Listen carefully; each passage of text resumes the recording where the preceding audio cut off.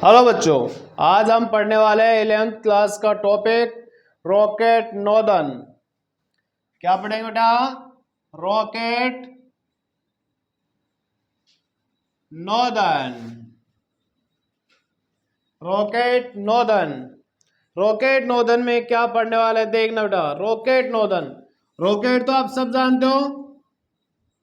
जानते हो, रॉकेट को। ये रॉकेट है भाई।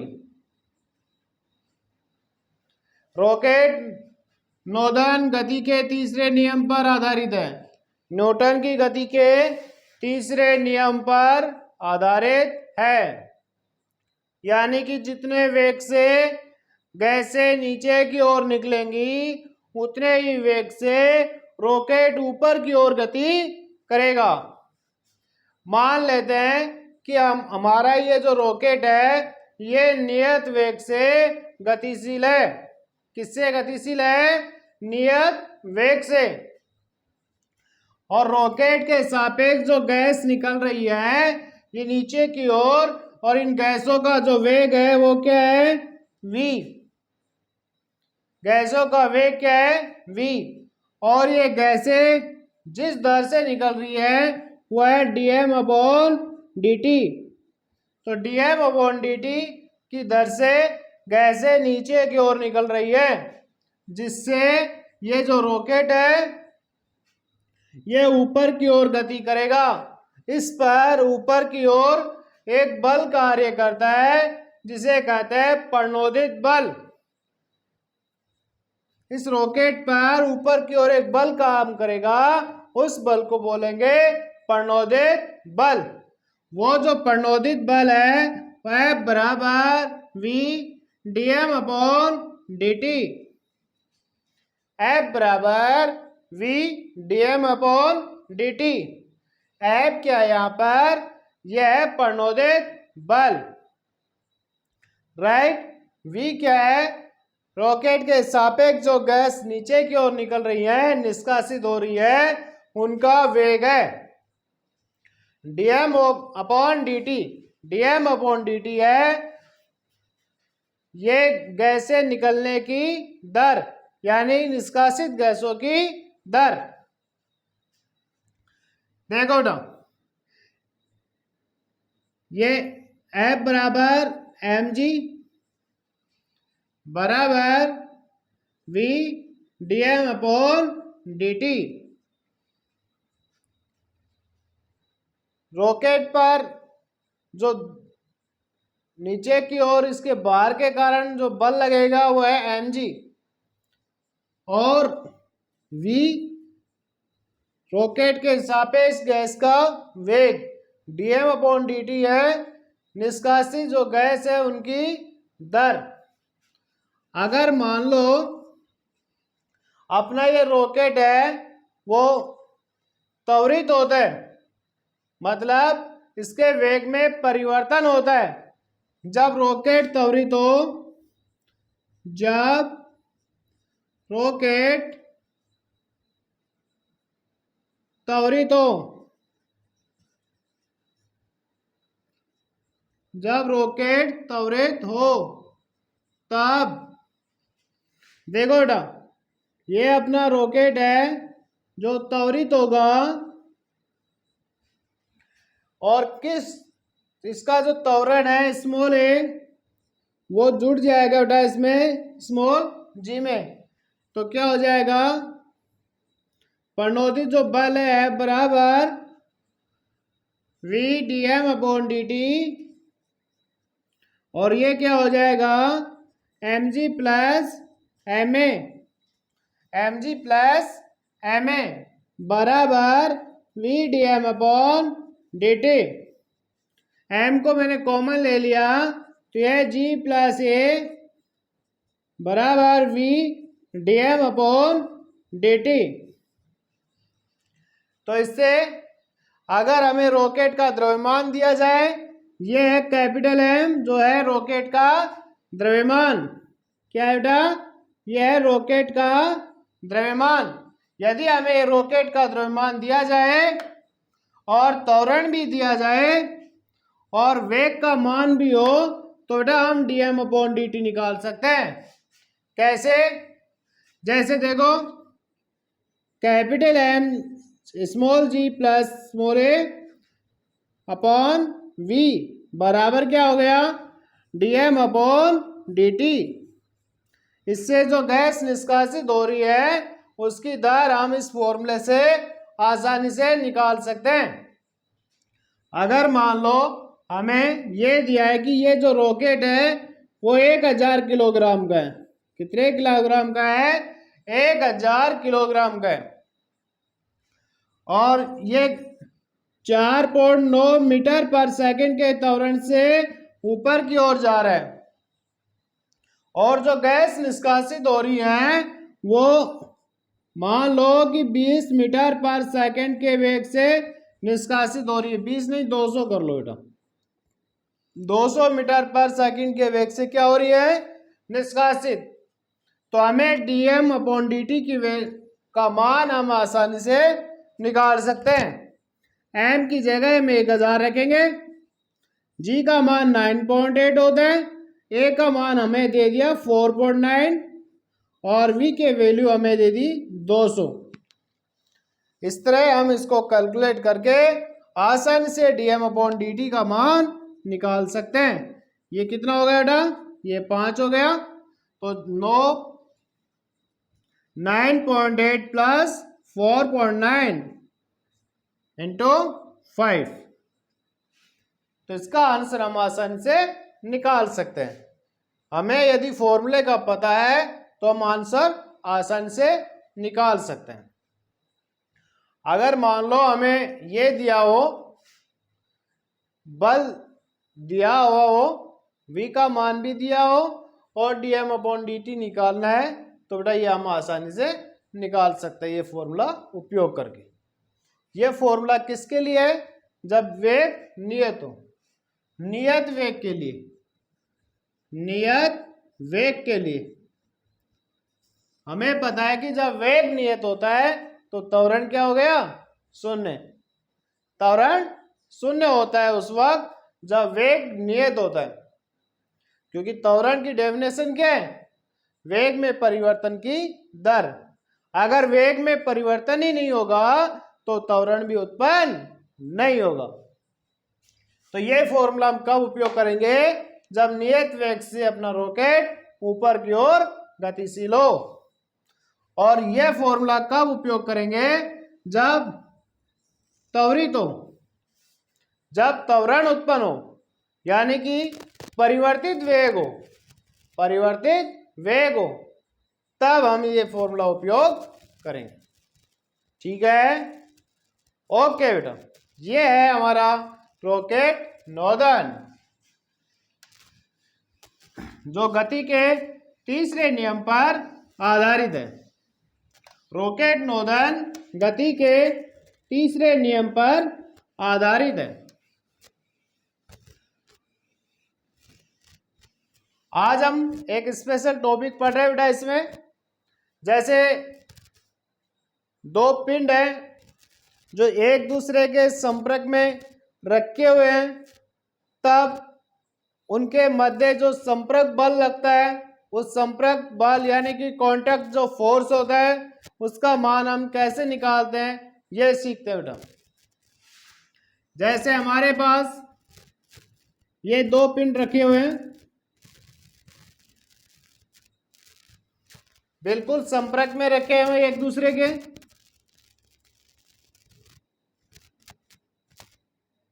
ये संपर्क में रखे हुए हैं, इसका नाम है ए और इसका नाम है बी। मैं इस पिंड के ऊपर F बल लगाता हूं बेटा। इसका जो द्रव्यमान है वो m1 है और इसका द्रव्यमान m2 है। ठीक है? और क्वेश्चन क्या कहता है कि इनके लिए जो संपर्क कोण है, जहां पर ये संपर्क करते हैं एक दूसरे के, वहां संपर्क कोण ज्ञात कीजिए। ये बेटा स्मॉल f संपर्क कोण है, कांटेक्ट फोर्स, संपर्क बल बेटा क्या ये संपर्क बल। हमें इस संपर्क बल का मान याद करना है। सबसे पहले हम ये देखते हैं इसका जो फ्री बॉडी डायग्राम है वो क्या होगा। तो फ्री बॉडी डायग्राम इसके लिए FBD निकाल लेते हैं। देखते हैं बेटा, ये रहा इसका फ्री बॉडी डायग्राम। देखो,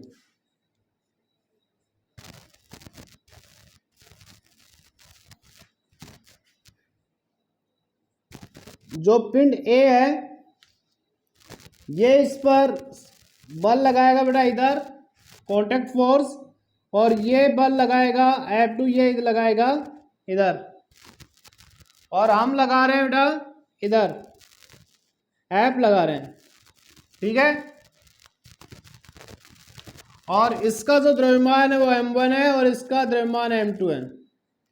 इसका m1 है और ये क्या है m2।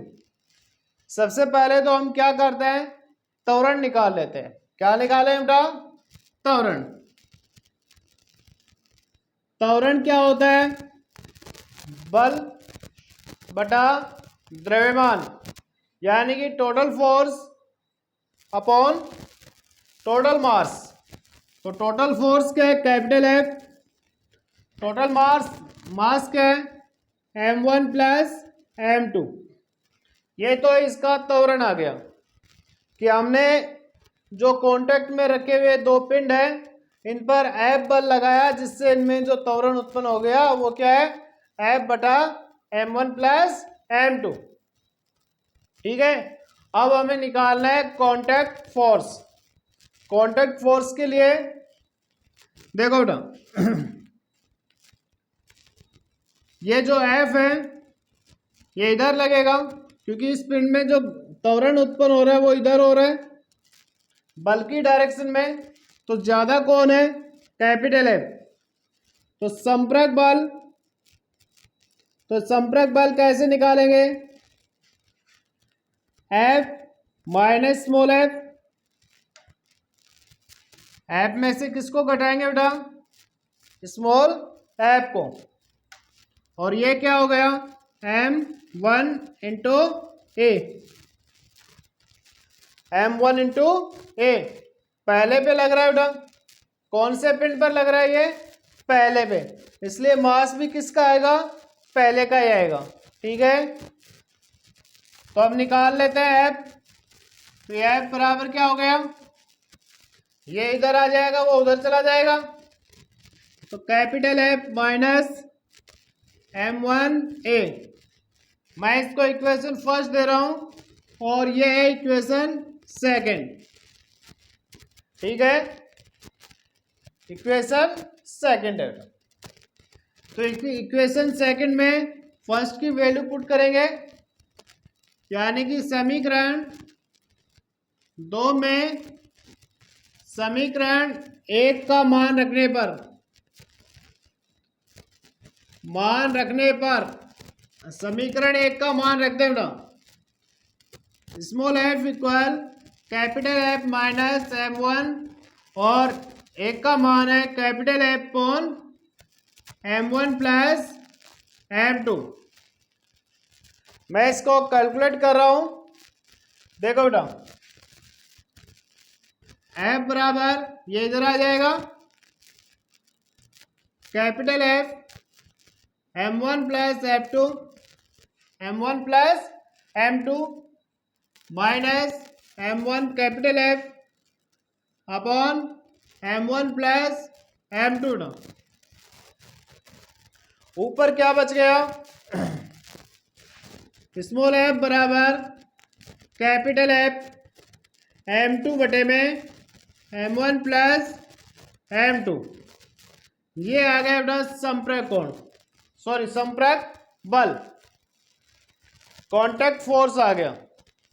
जब दो पिंड एक दूसरे के संपर्क में रखे हुए होते हैं और हम एक पिंड के ऊपर बल लगाते हैं, तब उनके बीच में जो संपर्क बल लगता है वो आ गया स्मॉल f बराबर F टोटल फोर्स जो हमने लगाया है m2 upon m1 plus m2। ठीक है, देख लिया बेटा। चलो अब हम क्या करते हैं, हमने M1 पर बल लगाया है तो हम M2 पर भी बल लगा सकते हैं, तो M2 पर बल लगा लेंगे। ये लो भाई, चलो M2 पर लगा देंगे। फर्क बस इतना ही आएगा कि यहां जो M2 है इसकी जगह क्या आएगा, M1 आ जाएगा। इसकी जगह क्या आएगा, M1। ठीक है, बोलो भाई, इसकी जगह क्या आ जाएगा बेटा, M1 आ जाएगा। कैसे आ जाएगा, चलो देख लेते हैं एक बार। इसका जो फ्री डायग्राम है, जैसे हमारे पास हमने किस पर लगाया है, बी वाले पिंड पर, इधर से लगाए, और इसका जो कांटेक्ट फोर्स है वो किधर लगेगा, इधर लगेगा F। ये हमने कैपिटल F लगाया M2 पर, और इसमें त्वरण उत्पन्न होगा वो इधर ही होगा, तो क्या हो जाएगा, कैपिटल F माइनस, ज़्यादा तो यही है, तो capital F minus small f बराबर M2 इंटू ए।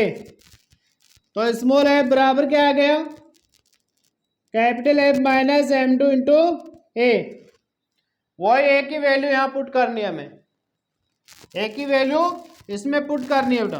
तो क्या हो जाएगा, देखो, स्मॉल f बराबर capital F minus M2 F upon M1 plus M2, ये हो गया। इसको हम सोल्व आउट करते हैं, तो स्मॉल f बराबर F M1 plus F M2 minus F M2 बटे में क्या है बेटा, M1 प्लस M2, ये कैंसिल हो गया, तो क्या बच गया हमारे पास, F M1 upon M1 plus M2। यानी कि इसकी शॉर्ट ट्रिक ये है बेटा, जिस पर आप बल लगाते हो, जिस पिंड पर आप बल लगाते हो, संपर्क जो बल है उसमें ऊपर दूसरा पिंड आएगा, पिंड का द्रव्यमान आता है। मतलब आप दूसरे पे लगा रहे हो तो क्या आएगा, F into M1, F into M1 upon M1 plus M2।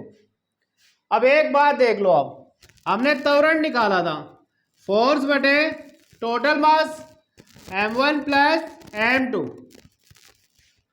अब जिस पर निकाल रहे हो, जिस पर बल लगा रहे हो, जिस पिंड पर आप बल लगा रहे हो, उसके अपोजिट वाला जो पिंड है ना, उसको F से गुणा कर दो। बस F से क्या कर दो, गुणा, और A की जगह क्या कर दो, कांटेक्ट फोर्स आ जाएगा। A की जगह क्या आ जाएगा, कांटेक्ट फोर्स आ जाएगा। यानी कि F बराबर F M1, दूसरे पे लगा रहा हूं बेटा, M1 प्लस M2।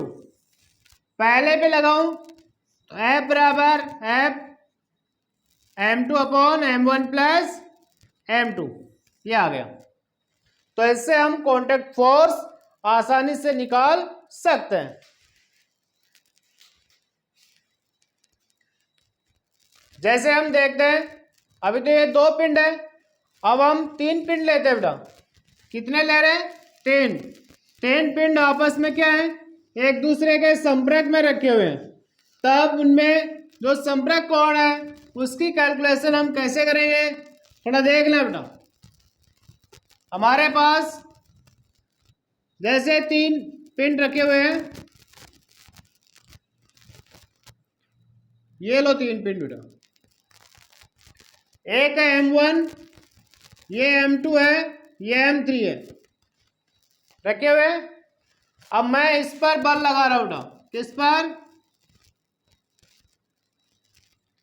M1 पर बल लगाऊंगा, तब M1 और M2 के बीच में जो संपर्क बल लगेगा वो आएगा F1, और M2 और M3 के बीच में जो बल लग रहा है, कांटेक्ट फोर्स लगेगा,